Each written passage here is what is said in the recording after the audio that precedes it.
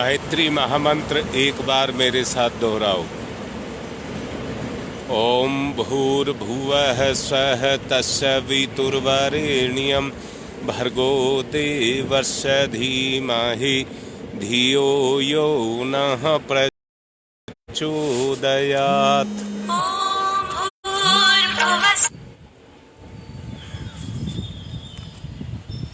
सृष्टि में मनुष्य जैसी विलक्षण शक्ति और कोई दूसरी नहीं है।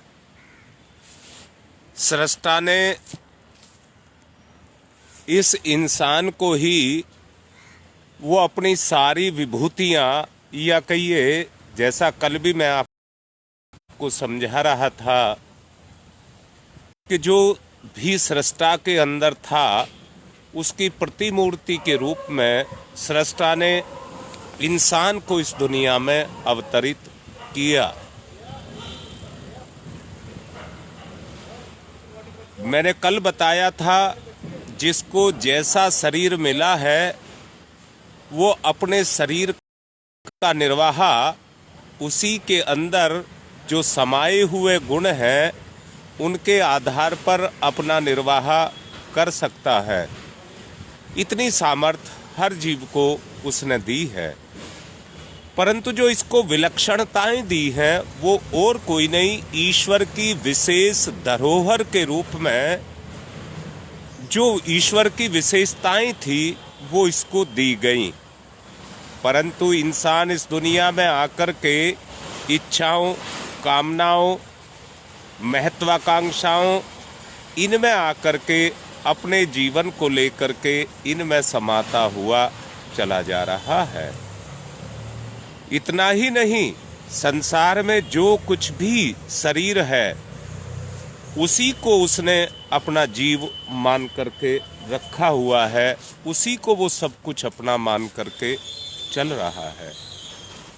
और है क्या, उसी की पूर्ति के लिए जो शरीर है उसी की पूर्ति के लिए ईश्वर का ये जो अलभ्य अवसर इसको मिला है, इसको ये उसमें ही गंवाता हुआ चला जा रहा है।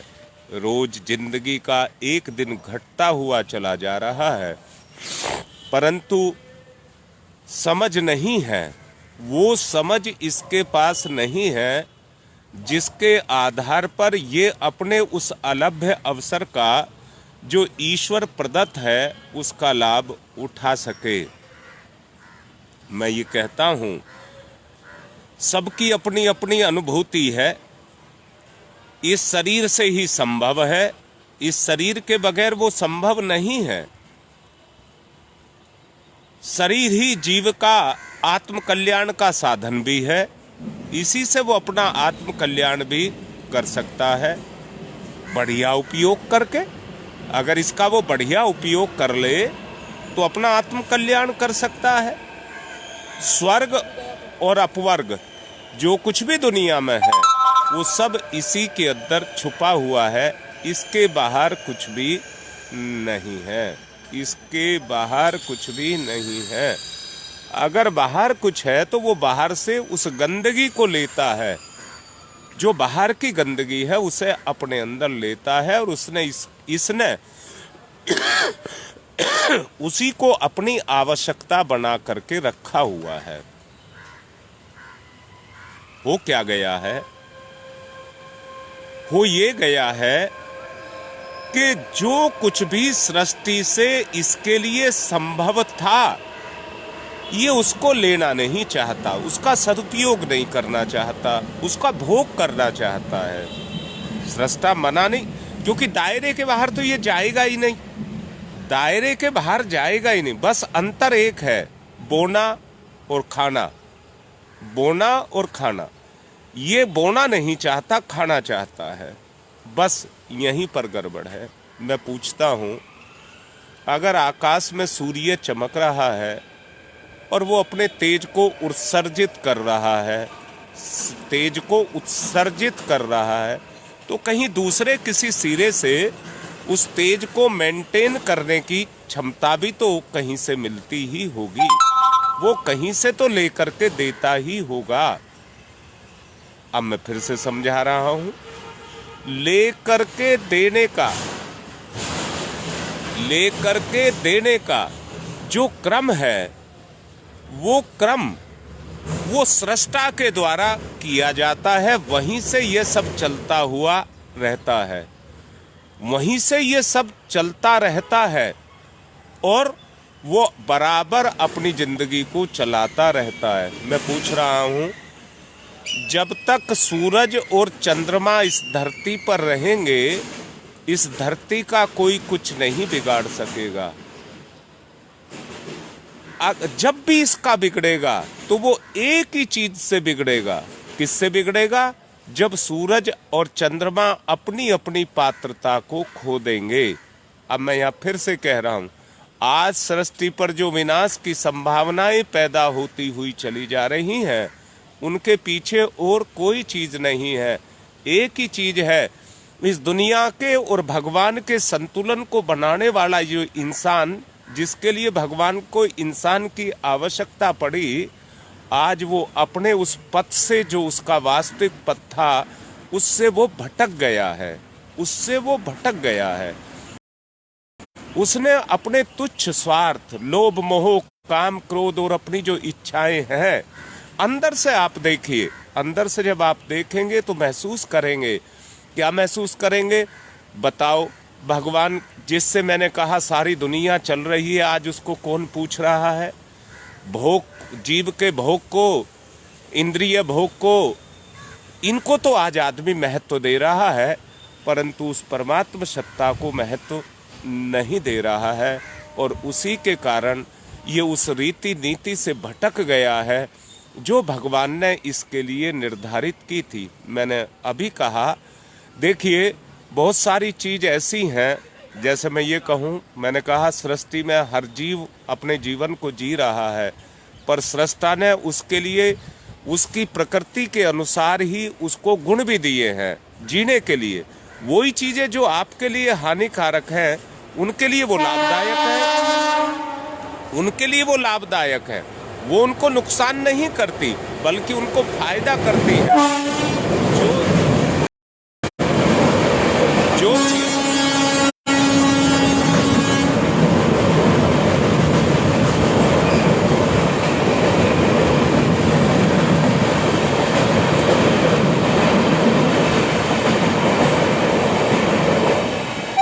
चीजें आपको नुकसान करती हैं, वो उनको फायदा करती हैं।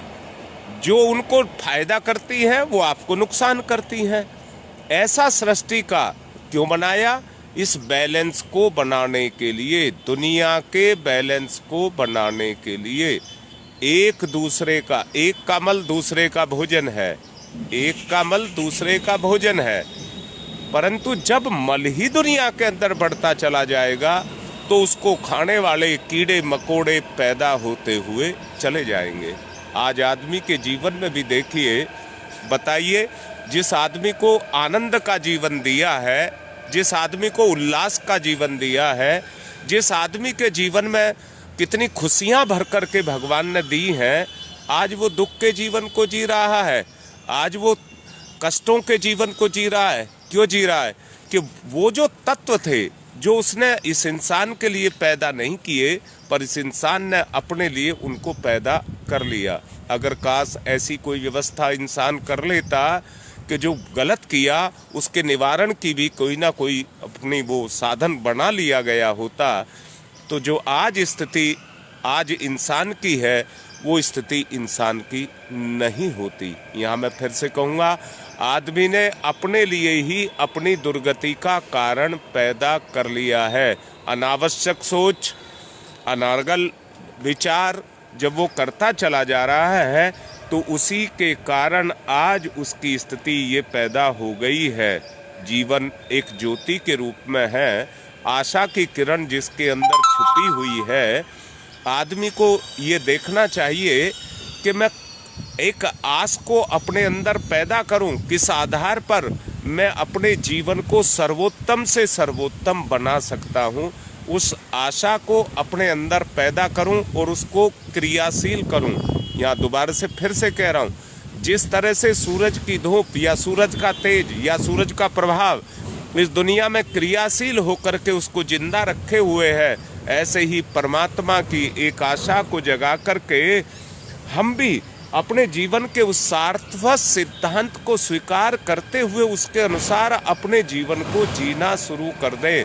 क्या हम नहीं जानते क्या सही है? क्या हम नहीं जानते क्या गलत है? सब कुछ हमको ज्ञान है, परंतु ज्ञान होने के बावजूद भी हम सत्य पर टिक नहीं पाते, असत्य को हम छोड़ नहीं पाते।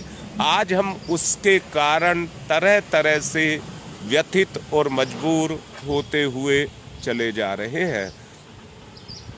रामायण इस बारे में अपने तुलसीदास जी एक चौपाई को लिखते हैं और कहते हैं, बड़े भाग मानुष तन पावा, सुर दुर्लभ सत्संगत पावा, साधन धाम मोक्ष कर द्वारा, पाई न जेहि परलोक समारा, सो परम दुख पावहि सिर धुनि धुनि पछताए, काल ही कर्म ही ईश्वर मिथ्या दोष लगाए। ऐसा बांध करके रखा हुआ है, काल ने सबको बांध करके रखा हुआ है, पर भटकाव के कारण आदमी इसके अंदर भटकता रहता है और भटक करके दोष ईश्वर पर लगाता रहता है। अपने पर दोष नहीं लगाता, ईश्वर पर दोष लगाता है। और स्वाभाविक स्थिति भी है। स्वाभाविक स्थिति क्या है? कोई भी आदमी अपने चेहरे पर कलंक नहीं देखना चाहता, कोई कालक नहीं देखना चाहता, उसको तुरंत छुटाना चाहता है। और अंतर इसी का ही है, यही अज्ञानता है कि हम दोषारोपण दूसरे पर करते हैं, दोष अपना होता है, आरोपण दूसरे पर करते हैं। अगर सचमुच हमें इतना बोध हो जाए कि मेरे ही वजह से ये बुराई मेरे साथ बंधी हुई है, तो कोई भी उस दोष को अपने आप में नहीं रखेगा। मनुष्य शरीर जैसा उपयोगी दूसरा कोई साधन दुनिया में नहीं है जो जीवन के लक्ष्य का उद्बोध हमको करा दे, उद्बोधन हमको दे दे कि हमारे जीवन का वास्तविक लक्ष्य क्या है। ये ही जीवन एक ऐसा है जिसमें व्यक्ति नर से नारायण तक बन सकता है। देख लीजिए, राम हुए हैं, श्री कृष्ण हुए हैं, हनुमान जी हुए हैं, और कितने ऐसे हुए हैं जिन्होंने शरीर के रूप में जन्म लिया और अपने आप को भगवान तक लेकर के गई। उस सारी यात्रा को उन्होंने पूरा कर दिया। जीव की यही जीवन की यात्रा है जिसमें जीव को आप पैरों से कितना चल लेते हैं या हवाई जहाज में कितना बैठ करके चल लेते हैं, ये आपकी यात्रा नहीं है, परंतु आपकी जो वास्तविक यात्रा है वो ये है कि आप सच्चाई पर कितना चल लेते हैं। वो ही आपके जीवन की सच्ची यात्रा है।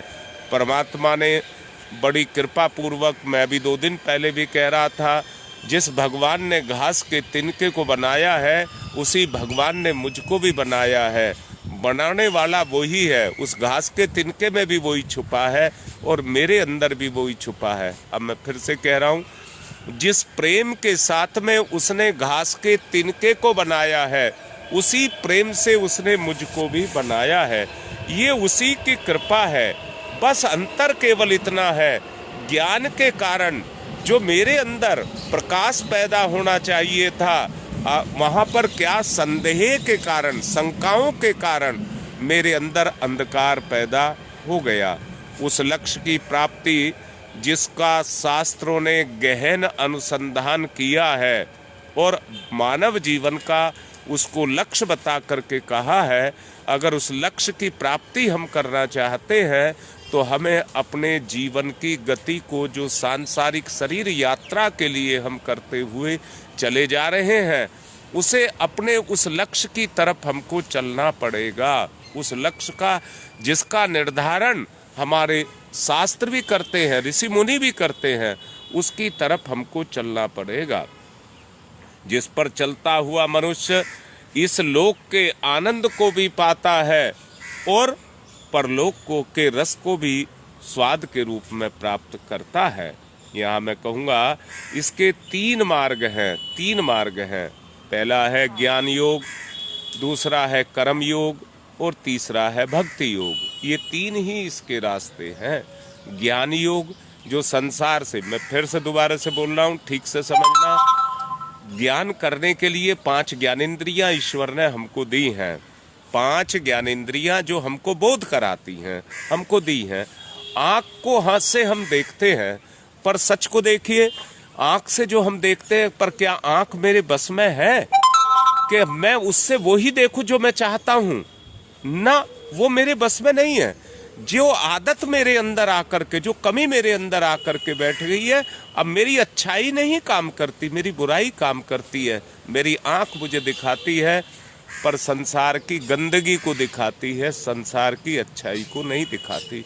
मैं देखता भी हूं और आप भी देखते होंगे। कोई आदमी किसी आदमी के पास जाकर के बैठता है, तेरी मेरी करता है, किसी की अच्छाई नहीं कहता, सबकी बुराइयों को कहता है। क्यों कहता है? उसे सब में बुराई दिखती है, उसे सब में बुराई दिखती है, परंतु अपनी बात कहता है तो उसे अच्छाई के रूप में कहता है। मैं ये कह रहा हूं, जो आपकी आंख देख रही है उसको वह कैसे झुठला दे। वो कह रहा फला चीज ऐसी है, परंतु दुनिया तो परिवर्तनशील है। ये आंख तो दुनिया को दिखाती है। जो आंख ही झूठी है, वो दुनिया की सच्चाई को क्या दिखाएगी?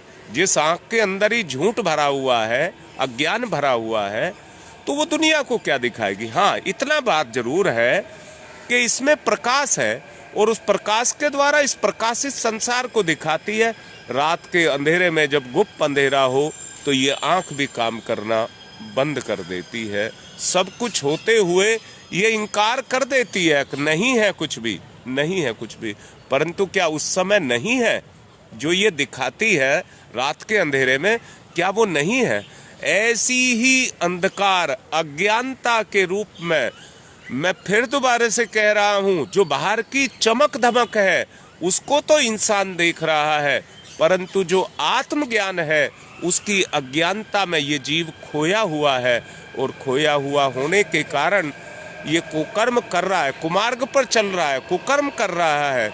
जिसके लिए ये पैदा हुआ था उस कर्म को नहीं कर रहा। अब मैंने अभी कहा, आपकी जो जीभ है वो बोलती है, पर सच को देखिए कितना सत्य को बोलती है। ये भगवान का साक्षात रूप खोल करके रख सकती है, परंतु अपने आप ही अंधकार में पड़ी है। कौन से अंधकार में? चटोरेपन में पड़ी हुई है, भोगों में पड़ी हुई है। तो ये कौन सा रूप उजागर करेगी? मैं दोबारा से पूछ रहा हूँ, इस जीव से जिससे हम भगवान का नाम लेते हैं, क्या भगवान को आने की सामर्थ्य इसके अंदर है? इसके अंदर जब तक वो सामर्थ्य पैदा नहीं होगी कि ये भगवान को बुला सके, भगवान इसकी बात को सुन सके, तब तक इसके द्वारा भगवान नहीं आएगा। तब तक इसके द्वारा भगवान नहीं आएगा। अगर भगवान आएगा तो जीव की सामर्थ्य को आपको जगाना पड़ेगा। जीव की सामर्थ्य को आपको जगाना पड़ेगा। और सामर्थ्य को कैसे जगाना पड़ेगा? हमें इसकी उस कमजोरियों को जो इसके अंदर अज्ञानता के रूप में समाई हैं, उन कमजोरियों को हमको मिटाना पड़ेगा, उन कमजोरियों को हटाना पड़ेगा। जब तक उन कमजोरियों को हम हटाएंगे नहीं, या वो हटेंगी नहीं, इसकी सामर्थ्य पैदा नहीं होगी। अगर सचमुच आप भगवान को पाना चाहते हैं, तो आपको दुनिया की उस शक्ति की जरूरत नहीं है जिसको धन दौलत रुपया पैसा साधन बोलते हैं, उनकी जरूरत नहीं है। आपको जरूरत है अपनी सामर्थ्य को जगाने की। भगवान के अनुरूप, तद अनुरूप आपको अपने आप को ढालने की आवश्यकता है। मैं दोबारा से कह रहा हूं, मैंने कल भी समझाया था, जो संसार में है वही मेरे अंदर है, पर जो मेरे अंदर भगवान है, मेरे उस भगवान का जो संबंध है उस बाह्य भगवान के साथ, उस भगवान के साथ जो इस संपूर्ण के अंदर व्याप्त है, लीन है, उसके साथ मुझे अपने संबंध को जोड़ना पड़ेगा। जब ये संबंध जुड़ेगा, जब ये संबंध जुड़ेगा तो भगवान मेरी चेतना में क्रियाशील होगा। जैसे मेरी चेतना में कहिए चटोरापन क्रियाशील हो गया, मेरी चेतना में लोभ क्रियाशील हो गया, ऐसे ही मुझे अपनी चेतना के अंदर भगवान को क्रियाशील करना पड़ेगा। उसके लिए सतत प्रयास मुझको करना पड़ेगा। जो मैं ये आपको बोलना चाहूंगा, भक्ति सबके लिए सर्व सुलभ है। अब भक्ति क्या है, वो भक्ति क्या है, उसका पहला चरण जो बताया वो ज्ञान योग बताया। ज्ञान योग बताया, जब तक वो ज्ञान के रूप में, वो परम ज्ञान जब तक हमारे अंदर अवतरित नहीं होगा, तो तब तक आप साफ साफ जान लें भगवान हमारे अंदर क्रियाशील नहीं होगा। अगर भगवान क्रियाशील होगा, वो केवल ज्ञान के माध्यम से ही क्रियाशील होगा। इसलिए हमको सबसे पहला किसी भी चीज, अपना लक्ष्य निर्धारित करने के लिए हमको क्या करना पड़ेगा, वो ज्ञान हमको अपने अंदर से पैदा करना पड़ेगा, जिसके आधार पर हम अपने अंदर भगवान को जागृत कर सकें। फिर उस ज्ञान को हमको कर्म में परिणित करना पड़ेगा। जो प्रेरणा आई, उस प्रेरणा को हमको कर्म के रूप में परिणित करना पड़ेगा।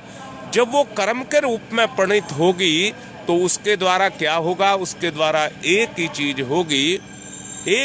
होगी, आपका सोच का विलय आकार कर्म के रूप में धारण करता चला जाएगा।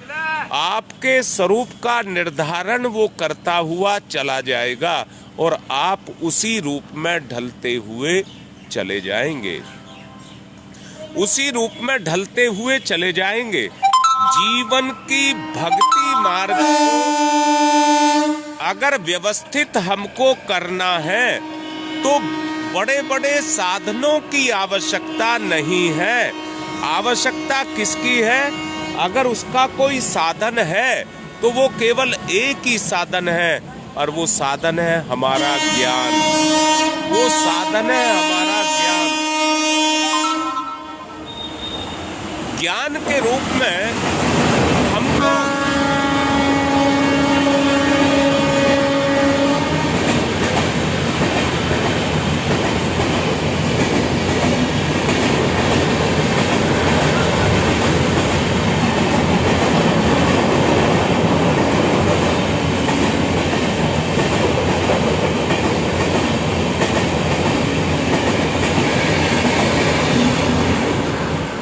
ज्ञान के रूप में हमें उसे कर्म के रूप में परिणित करना होगा। मैं एक बात पूछ रहा हूँ आपसे, जिस कर्म को आप करते हैं और उसमें कौशल आपके पास है, उस कर्म के लिए कौशल आपके पास है, कला आपके अंदर जागृत हो गई है।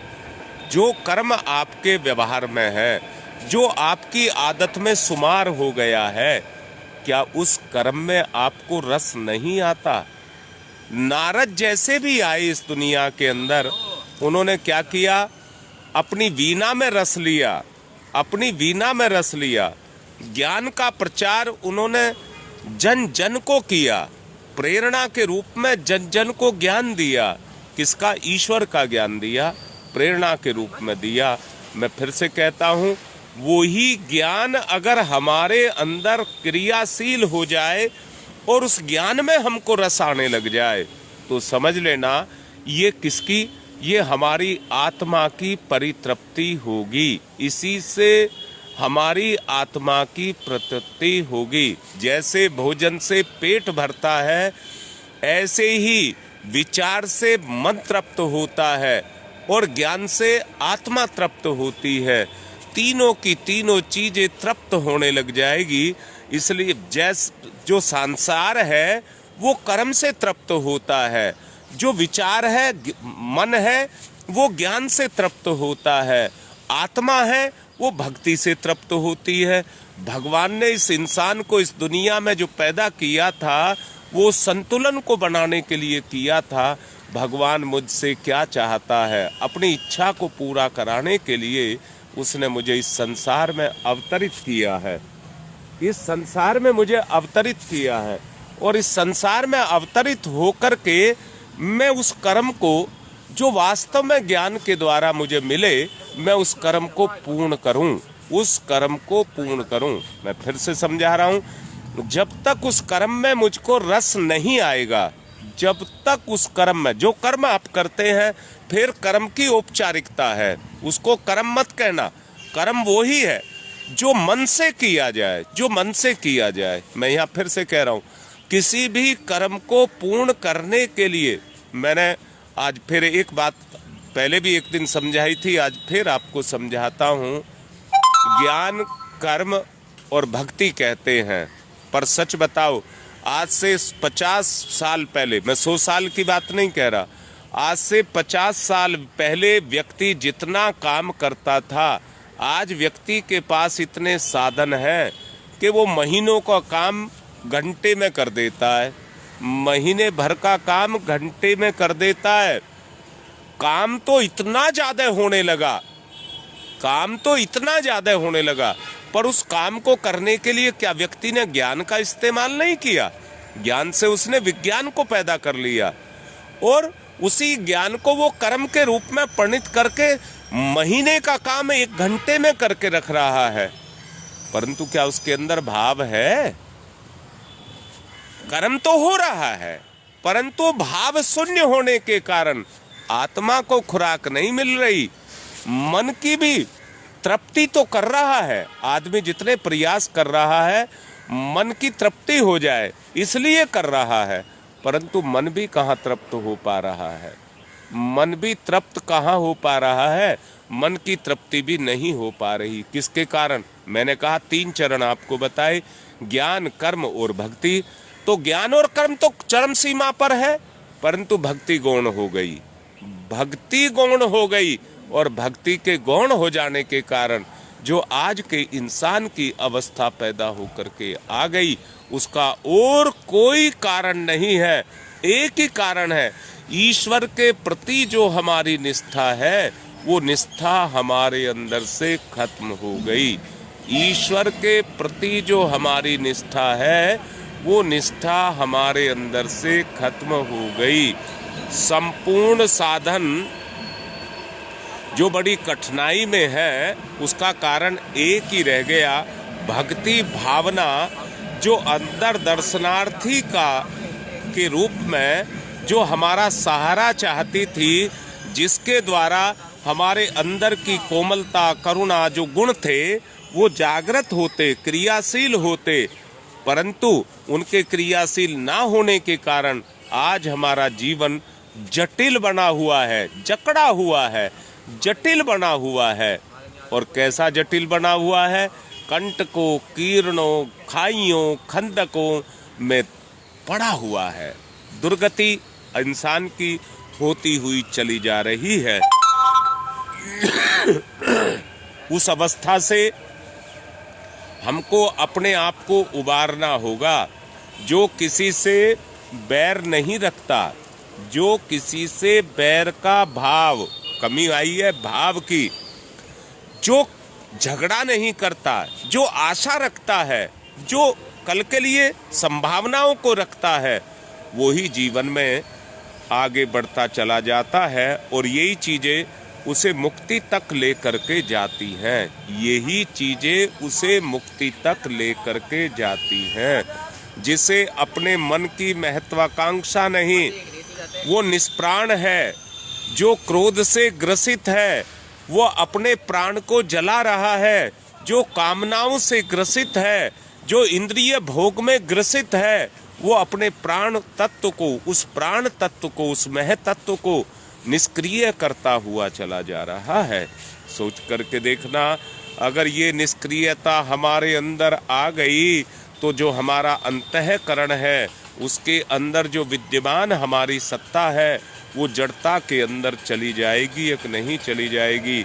निरंतर मन चलायमान है, अस्थिर है, इधर उधर दौड़ता फिरता है। अगर मन को हमको स्थिर करना है तो हमको क्या करना पड़ेगा? अंतःकरण में उन गुणों को हमको जागरण करना पड़ेगा, जिसके आधार पर हम अपने उस लक्ष्य तक पहुंच सकें, उस लक्ष्य तक हम पहुंच सकें। उस लक्ष्य का निर्धारण हमको करना पड़ेगा। कहा गया है, भक्त सठता नहीं चाहता, सठता नहीं चाहता, किसी वस्तु के लिए हट नहीं करता। ये भी याद रखना, वो किसी वस्तु के लिए जिद नहीं करता है। समझ लेना, दुष्ट सताता है, बुरा भला कहता है, उसे उपेक्षा पूर्वक उसको भी टाल देता है, उसको भी टाल देता है। इसका मतलब ये मत समझना कि वो लापरवाह है, वो सामर्थ्य के विहीन है।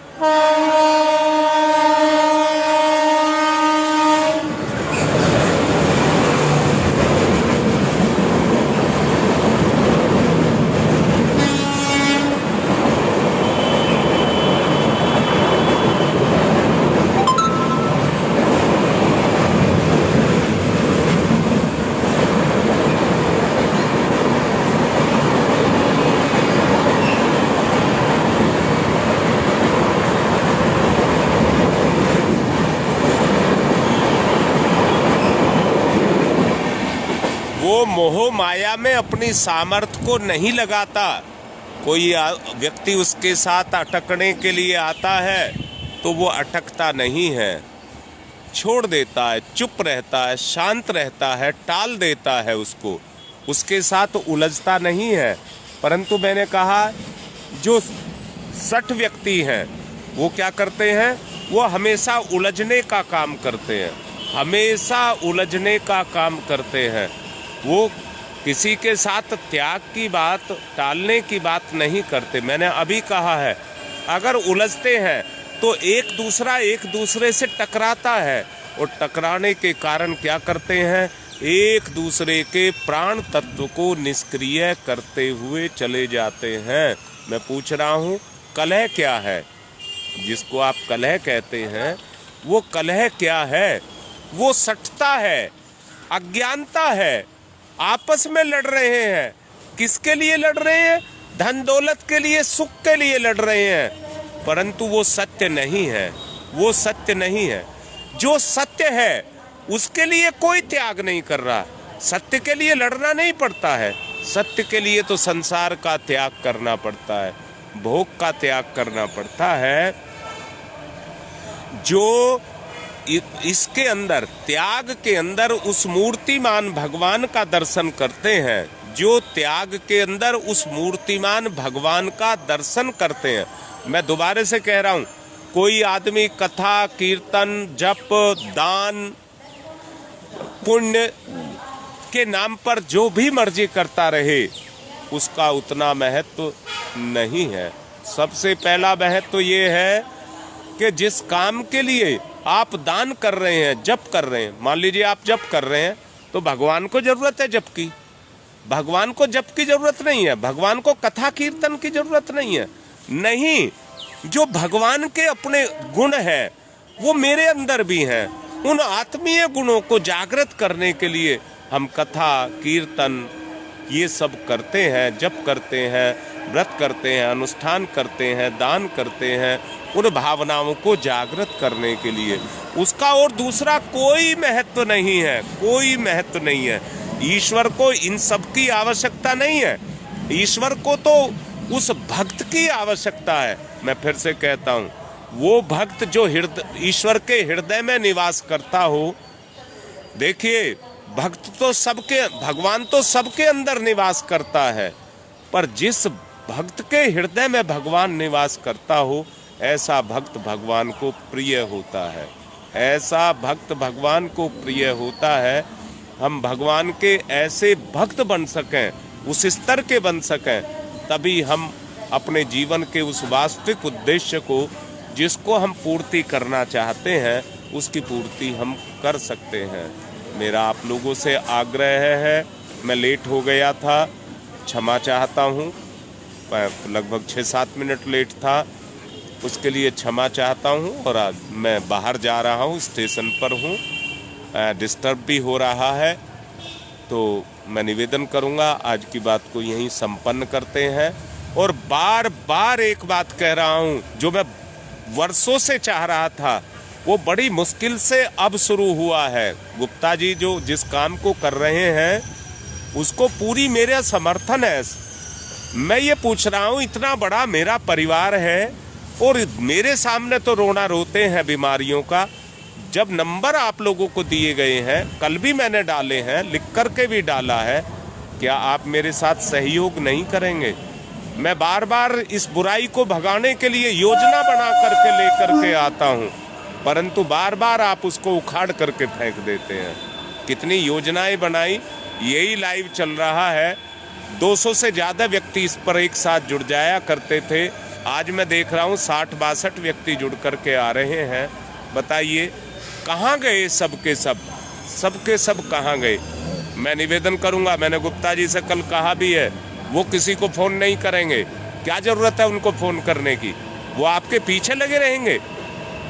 आपको ज़रूरत है, अगर बीमार आप हैं तो आपको उनकी ज़रूरत है। जिनको, मैं फिर दोबारा से कह रहा हूँ, जिनको उन्होंने दवाइयाँ दी हैं, जड़ी बूटियाँ दी हैं, वो भी अपने अनुभव लिखें, अपने ग्रुप में लिखें और ग्रुप लीडर उनको रिकॉर्ड करें, अपने रजिस्टर पर रिकॉर्ड करें। दूसरा ये है, जिनको फायदे हुए हैं वो अपने फायदे लिखें कि हमको फायदा हुआ। और साथ में ये भी कह रहा हूँ, अगर किसी को फायदा नहीं हुआ है, नुकसान हुआ है, तो वो भी लिखें। मैं अच्छाई को लिखने को ही नहीं कह रहा हूँ, अगर किसी के साथ बुरा हुआ है तो वो भी लिखे। मैं ये जड़ी बूटी के कार्य को बहुत तेजी से आगे बढ़ा देना चाहता हूँ। मुझे ये गुरुदेव की प्रेरणा लगती है जो मुझे लग रही है, नहीं तो मैं गुरुदेव की प्रेरणा के बगैर किसी काम को नहीं करता हूँ। मेरा आग्रह है, आप सब मिलकर के इसमें सहयोग करिए। जिसको कोई भी दिक्कत है आप उनसे बात करिए। और गुप्ता जी भी इस समय लाइन पर हैं, आप टालिए मत किसी को भी। जिसका फोन आ रहा है उसे पूरा संतुष्ट करिए। जिनके समय निर्धारित कर रखे हैं वो अपनी मर्जी से जब करते हैं। आप जिसका फोन जब आ रहा है उनको अटेंड करिए। आज की बात को पूर्ण कर रहा हूँ। ओम शांति ही शांति ही शांति ही।